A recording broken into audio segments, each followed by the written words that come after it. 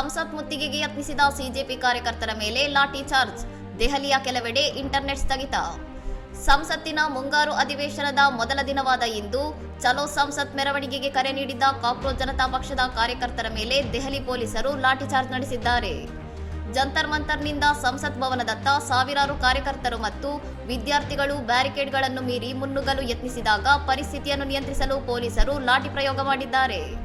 ನಿಷೇಧಾಜ್ಞೆ ಜಾರಿಯಲ್ಲಿದ್ದರೂ ಮೆರವಣಿಗೆ ನಡೆಸಲು ಮುಂದಾದ ಅನೇಕ ಪ್ರತಿಭಟನಾಕಾರರನ್ನು ಪೊಲೀಸರು ಹಾಗೂ ರ್ಯಾಪಿಡ್ ಆಕ್ಷನ್ ಫೋರ್ಸ್ ಸಿಬ್ಬಂದಿ ವಶಕ್ಕೆ ಪಡೆದಿದ್ದಾರೆ. ಮುಂಜಾಗ್ರತಾ ಕ್ರಮವಾಗಿ ಪ್ರತಿಭಟನಾ ಸ್ಥಳದ ಸುತ್ತಲೂ ಬಿಗಿ ಭದ್ರತೆಯನ್ನು ಕೈಗೊಳ್ಳಲಾಗಿದ್ದು, ಲಾಠಿ ಚಾರ್ಜ್ ಬೆನ್ನಲ್ಲೇ ದೆಹಲಿಯ ಕೆಲವು ಭಾಗಗಳಲ್ಲಿ ಮೊಬೈಲ್ ಇಂಟರ್ನೆಟ್ ಸೇವೆಯನ್ನು ಸ್ಥಗಿತಗೊಳಿಸಲಾಗಿದೆ. ಈ ಮೆರವಣಿಗೆಗೆ ಯಾವುದೇ ಅಧಿಕೃತ ಅನುಮತಿ ಇರಲಿಲ್ಲ ಮತ್ತು ಕಾನೂನು ಉಲ್ಲಂಘಿಸಿದರೆ ಕಠಿಣ ಕ್ರಮದ ಎಚ್ಚರಿಕೆ ನೀಡಿದ್ದರೂ ಸಿಜೆಪಿ ಕಾರ್ಯಕರ್ತರು ಸಂಸತ್ತಿನತ್ತ ತೆರಳಲು ಪ್ರಯತ್ನಿಸಿದ್ದರು. ಬಿಎನ್ಎಸ್ ಸೆಕ್ಷನ್ 163 ಅಡಿಯಲ್ಲಿ ನಿಷೇಧಾಜ್ಞೆ ಉಲ್ಲಂಘಿಸಿದ ಆರೋಪದ ಮೇಲೆ ಈ ಕ್ರಮ ಕೈಗೊಳ್ಳಲಾಗಿದ್ದು, ನಗರದಲ್ಲಿ ಪ್ರಸ್ತುತ ಉದ್ವಿಗ್ನ ಪರಿಸ್ಥಿತಿ ನಿರ್ಮಾಣವಾಗಿದೆ. ಇನ್ನಷ್ಟು ಸುದ್ದಿಗಳಿಗಾಗಿ ನೋಡ್ತಾ ಇರಿ ಸೌರಂ ಟಿವಿ.